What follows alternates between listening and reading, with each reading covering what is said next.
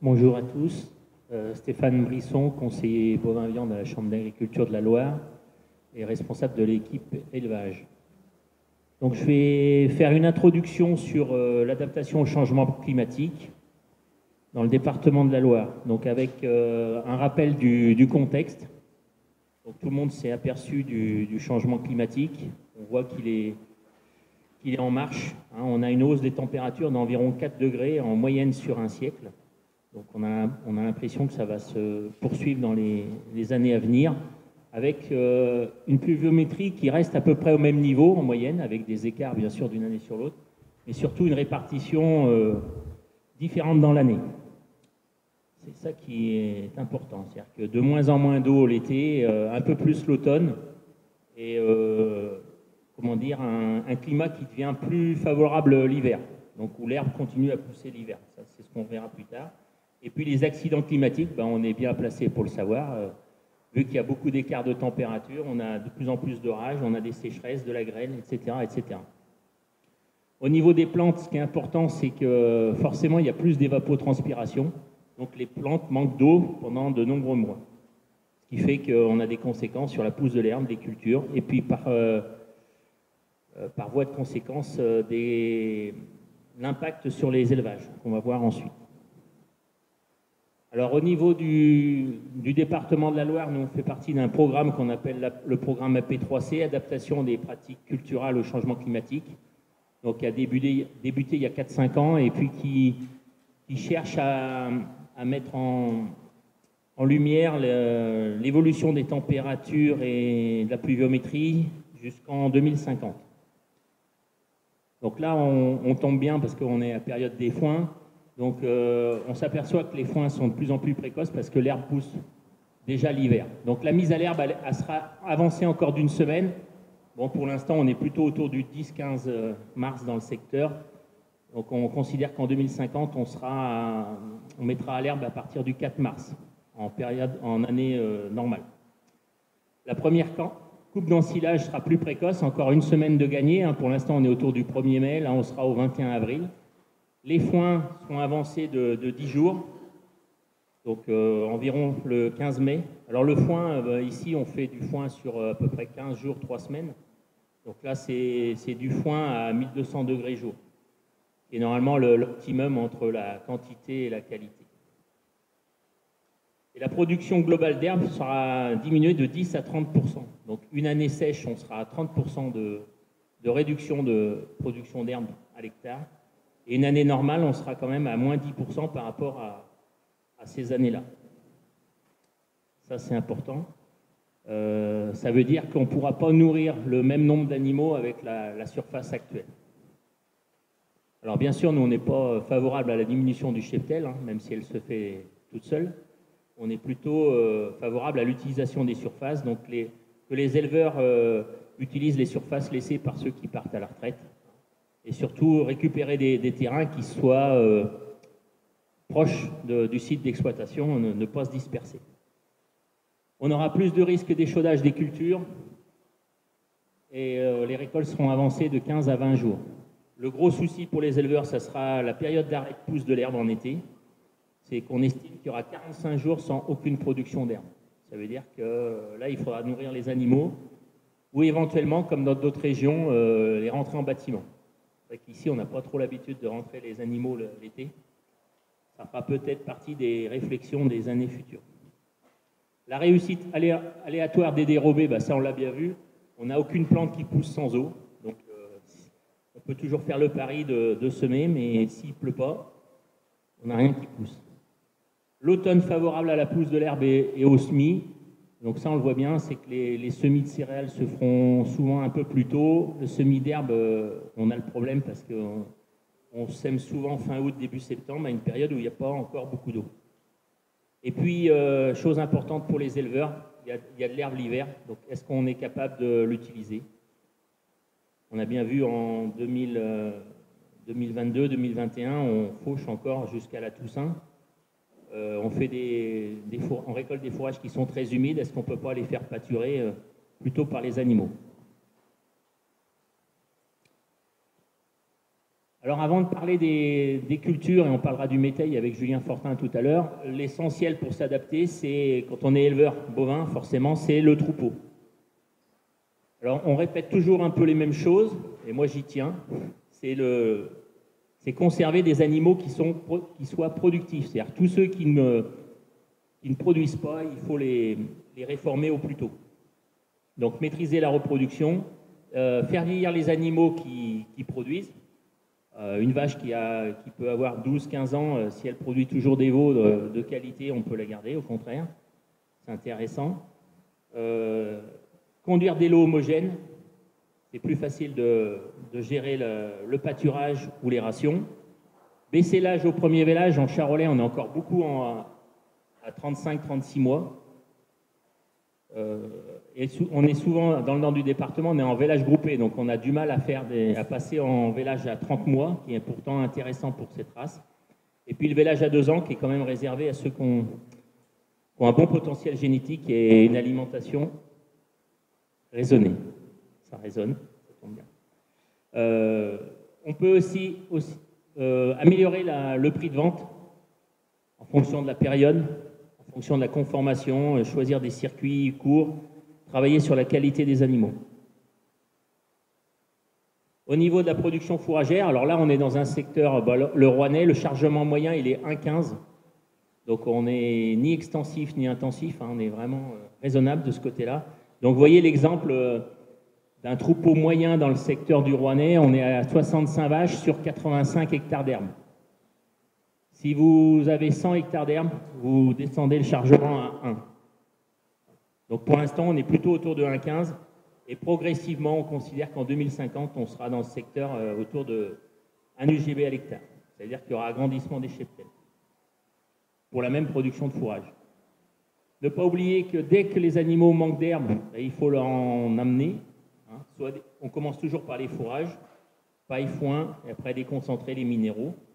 Sur la photo, on voit que là, c'est des vaches, il n'y a pas d'herbe. Elle est encore verte, mais elle ne pâture plus beaucoup. Gros souci dans la Loire aussi, c'est l'abreuvement au pâturage.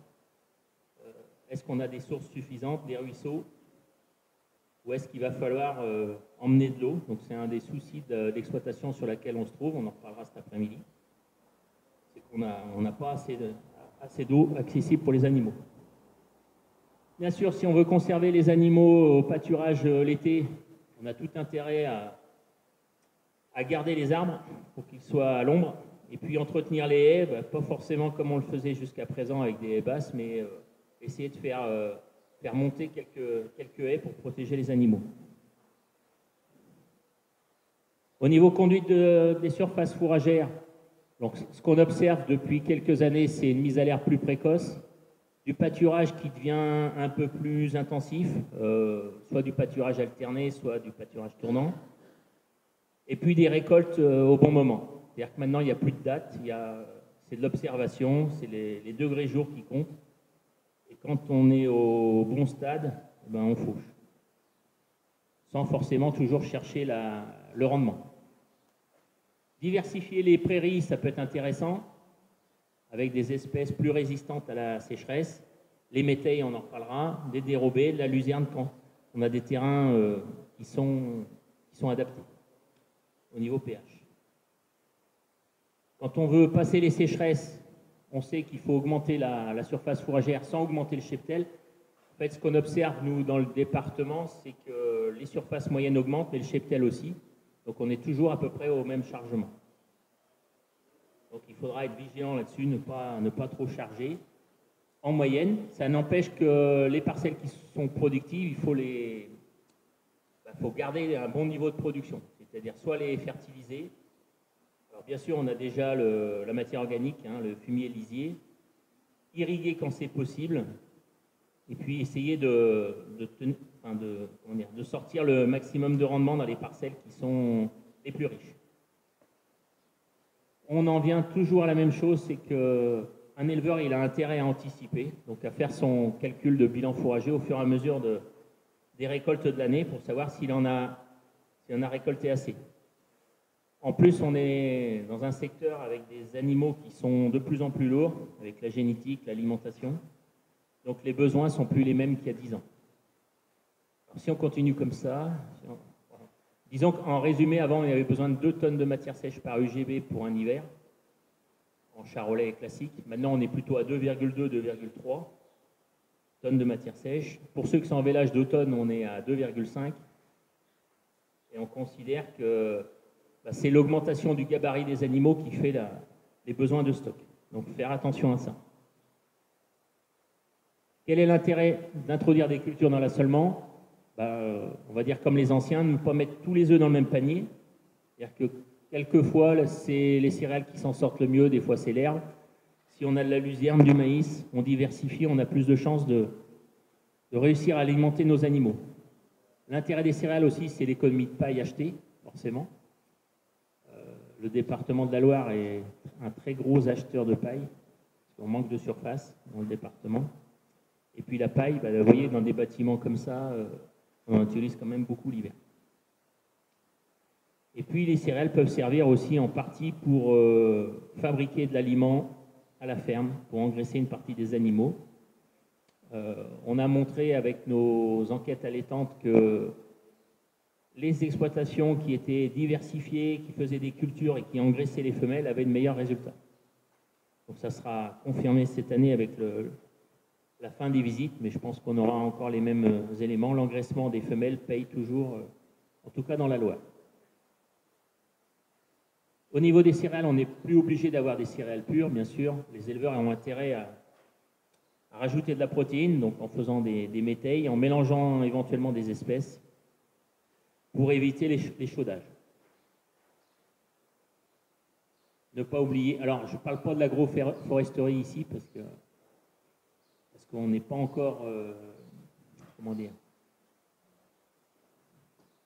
c'est pas habitué, mais je pense que les éleveurs n'ont pas compris ce qu'était l'agroforesterie. On dit que l'agroforesterie, c'est 75 arbres à l'hectare qu'il faut planter. Donc chez les éleveurs, ils me disent, bah oui, moi je vais faire de l'agroforesterie, je mets 4 arbres. Non, mais 4 arbres, c'est la classique, quoi. L'agroforesterie, c'est vraiment une autre façon de faire. Les haies, bien sûr, à protéger, qui protègent les cultures contre le vent, par exemple, en effet bénéfique. L'alimentation, j'en ai parlé. Surtout, tenir compte des besoins des animaux selon la race, le poids, la production qu'on demande, et pour toujours avoir une ration de qualité et bien sûr abondante. Conserver les aliments pour limiter le gaspillage. Alors ça paraît évident, mais quand on est dans des systèmes, on parlait tout à l'heure d'enrubanage fait en hiver, est-ce qu'il y aura une bonne conservation? C'est pas évident. Pâturer le plus longtemps possible et limiter le temps de présence en bâtiment pour économiser la paille. Donc on en vient sur les bâtiments. Alors, on ne voit pas bien sur la photo. Dans le département de la Loire, on a beaucoup de bâtiments qui ressemblent à celui-là, avec des marches. C'est les bâtiments qui coûtaient le moins cher à construire. On a parlé avec l'éleveur, c'est vrai qu'il a construit en 2009, non, 2004. Donc ça va faire 20 ans. Donc il y a 20 ans, c'était à moins de 2 000 € la place.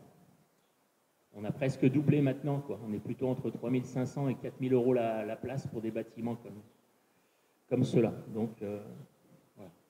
Donc souvent choisi par rapport au coût de construction faible. À l'époque, la paille ne coûtait pas aussi cher qu'aujourd'hui. Donc quand on met de la paille achetée à 100 € la tonne, inutile de dire que les bâtiments avec raclage, au lieu de la marche, sont plus économes.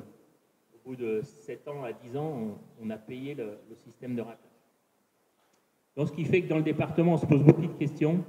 On utilise des déchets verts, de la sueur, des plaquettes pour économiser la paille qui est très chère. Si vous voulez économiser aussi au niveau du coût du bâtiment, vous pouvez demander à une société photovoltaïque d'investir pour vous.